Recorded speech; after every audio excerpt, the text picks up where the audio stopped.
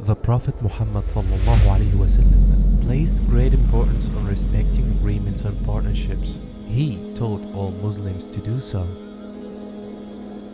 Many years before the advent of Islam, a significant event took place which the Prophet ﷺ always remembered fondly.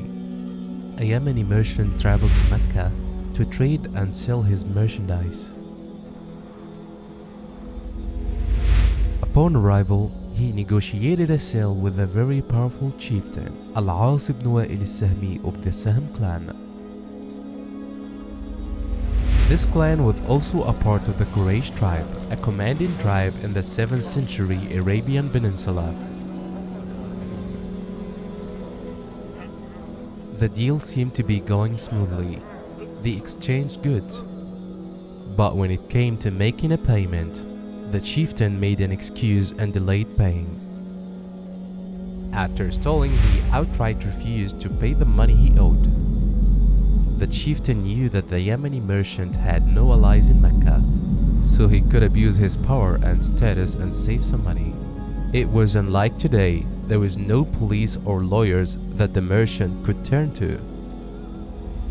However, the merchant refused to give up. Instead of accepting the loss, he did everything he could to get back his rightful money. He appealed and pleaded to the other powerful members of the Quraysh tribe, but to no avail. He was refused to all fronts. He was just a foreign merchant, whereas Al-As ibn Sahmi was a very powerful man and one of their own. Frustrated and in desperation, the merchant had one last idea. He composed and recited a heart-wrenching poem about the injustices committed to him by the chieftain and the Quraysh tribe. At this time in Arabia, poetry was an extremely powerful tool. At this time, poetry spread like a tweet or a Facebook post would do now and carry the emotional power of a tragic film. This poem was so strong and so captivating that it touched the Quraysh people and made them want to rectify the injustices that they had committed. Prophet Muhammad ﷺ uncle, Zubayr ibn Abdul Muttalib, a member of the Quraysh tribe.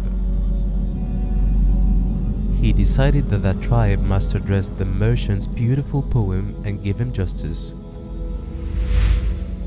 The Quraysh arranged a meeting at the house of one of their senior members. At the meeting, several chieftains and members of various clans pledged to respect the principles of justice, peace, and partnership, and collectively intervene in conflicts to establish justice. These pledges would ensure that those without power would be protected from discrimination. The wronged Yemeni merchant was at last given back the money he was owed.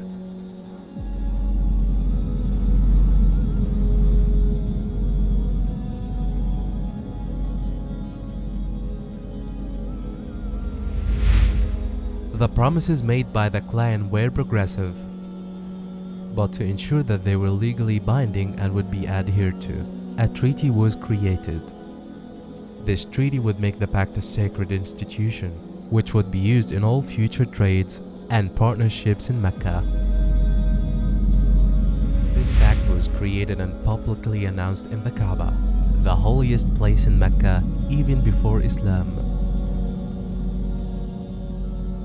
As the Quraysh were mostly illiterate, the treaty was signed with perfume, and hence it became known as Hilf al-Mutayyibin, the Treaty of the Perfume. It is also commonly known as Hilf al-Fudul, the League of the Virtuous. The Prophet Muhammad ﷺ himself was said to have been at this meeting. He ﷺ was 20 at the time and was accompanying his uncle. Throughout Prophet Muhammad ﷺ's whole life, he acknowledged the validity of the pact and adhered to it. It was unprecedented for a pact to be maintained with new leadership. Prophet Muhammad ﷺ said, "I was also there in Abdullah ibn Judah's home when the oath was affirmed. In my opinion, that oath is more pleasant than owning red-haired camels." If I am summoned to it during the Islamic era, I will accept it.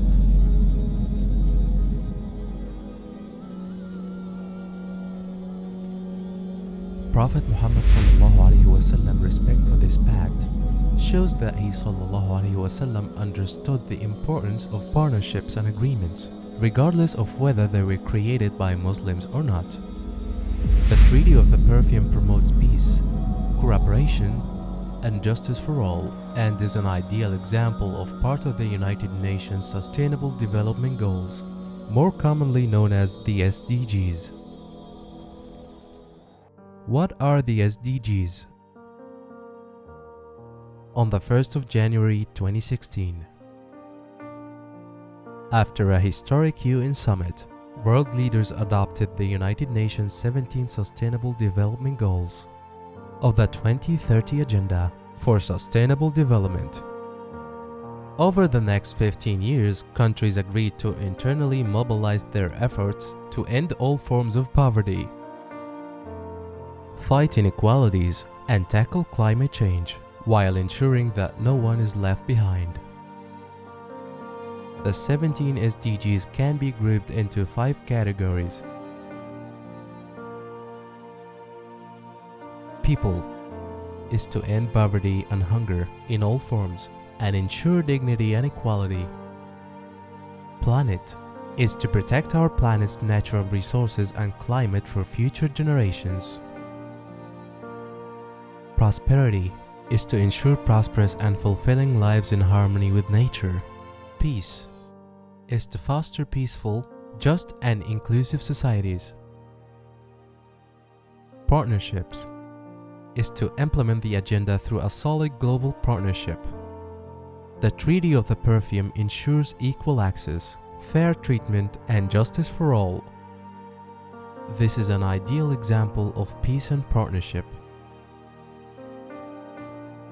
Islam in a global world, because faith is change, because faith is action, because faith is impact.